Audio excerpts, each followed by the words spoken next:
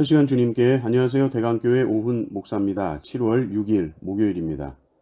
하나님 우리에게 주실 말씀은 베드로전서 2장 18절에서 25절 말씀입니다. 사환들아 범사에 두려워함으로 주인들에게 순종하되 선하고 관용하는 자들에게만 아니라 또한 까다로운 자들에게도 그리하라. 부당하게 고난을 받아도 하나님을 생각함으로 슬픔을 참으면 이는 아름다우나 죄가 있어 매를 맞고 참으면 무슨 칭찬이 있으리요.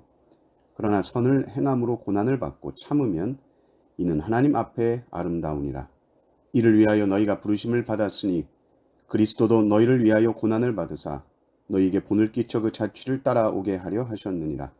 그는 죄를 범하지 아니하시고 그 입에 거짓도 없으시며 욕을 당하시되 맞대어 욕하지 아니하시고 고난을 당하시되 위협하지 아니하시고 오직 공의로 심판하시는 이에게 부탁하시며 친히 나무에 달려 그 몸으로 우리 죄를 담당하셨으니 이는 우리로 죄에 대하여 죽고 의에 대하여 살게 하려 하심이라.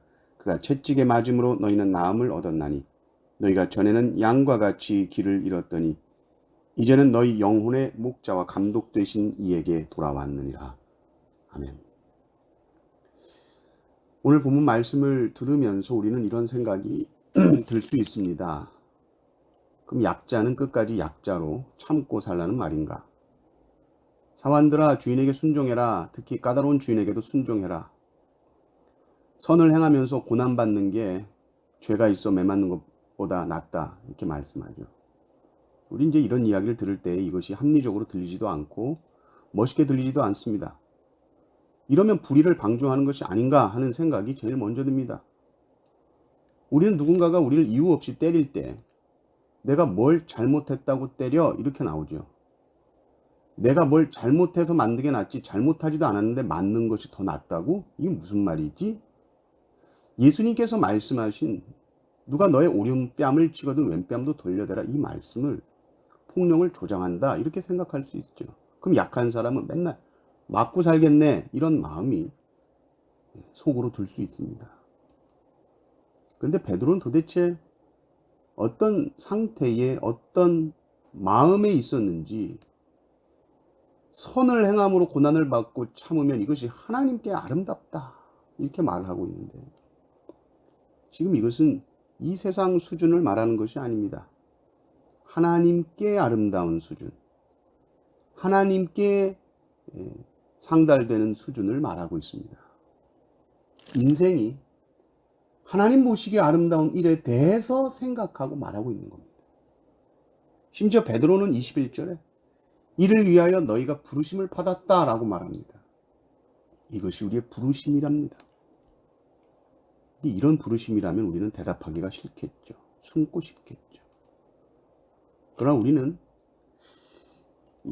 이 말씀 우리가 볼 때에 이 지금 베드로전서의 말씀은 이 말씀을 통해서 나올 수 있는 어떤 반응들 이런 것은 아무 상관이 없다는 듯이 오직 예수님을 닮는 것, 예수님을 따라간다는 것에 온 관심을 기울이고 있습니다. 예수님이 어떤 길을 가셨는가, 그리고 교회는 그 길을 묵묵히 따라가는 곳이다 라는 것에 초점을 맞추고 있는 것이죠.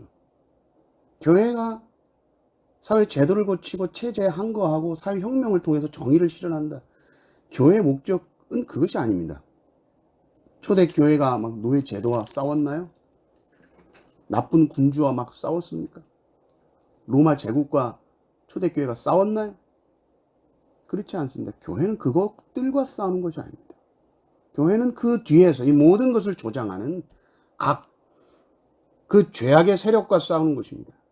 기독교는 근본 뿌리인 악과 끊임없이 싸웁니다. 그러면 우리 눈에 환하게 보여요.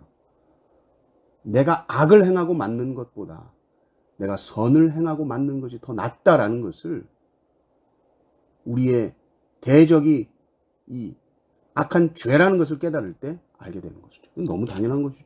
그리고 예수님이 바로 그 일을 하셨습니다. 악에게 악으로 대항하지 않았습니다. 예수님은 죄가 없으시죠. 거짓도 없으십니다. 그러니 악이 덤벼도 그것에 악으로 반응하지 않습니다. 악을 선으로 이기는 것입니다. 끝까지 드러난 현상이 아니라 그 악의 뿌리 보시는 거죠. 체제와 제도의 문제도 결국은 그 뿌리가 문제인데 그것은 죄의 문제입니다. 그래서 24절을 보십시오. 친히 나무에 달려 그 몸으로 우리 죄를 담당하셨으니 이는 우리로 죄에 대하여 죽고 의에 대하여 살게 하려 하심이라. 그가 채찍에 맞음으로 너희는 나음을 얻었나니. 예수님께서 십자가에 달려 죽으신 이유가 무엇인가 했을 때 죄에 대하여 죽고, 죄의 문제입니다. 의에 대하여 살게 하려는 것입니다. 이 악의 뿌리인 이 죄의 문제를 해결하시기 위함입니다. 우리는 악을 잘 보지 못합니다. 그래서 악을 처단하겠다고 하면서 악을 행합니다. 대부분 그렇죠? 악에 대해서 보복함으로 내가 정의를 이룬다라고 하지만 보복하는 것, 악을 가지고 보복을 합니다. 그것이 잠시 드러나는 악을 누를 수는 있지만 결국 악을 더욱 창궐하게 할 뿐인 것이죠. 악은 그렇게 없어지지 않습니다. 악은 오직 십자가의 은혜로만 소멸이 됩니다. 우리가 삶 속에서 당하는 억울한 상황들은 사실은 신자 안에 있는 십자가의 능력을 보여줄 수 있는 기회입니다. 예수님을 따라 살아갈 수 있는 기회를 지금 내 앞에 주신 것입니다. 그때 우리는 악으로 반응하지 않고 선으로 반응을 합니다. 그때 우리는 양으로서 목자의 길을 따라 걸어갈 수 있어야 됩니다. 목자 예수님께서 걸어가신 그 길을 따라서 우리도 똑같이 양으로서 걸어갈 수 있는 것이죠. 그래야 우리 목자가 예수님이다 라고 말할 수 있지 않겠습니까? 그리고 그때 우리는 십자가가 왜 생명인지를 몸소 경험할 수 있게 될 것입니다. 이 은혜를 누리시기를 주님의 이름으로 축원합니다. 아멘.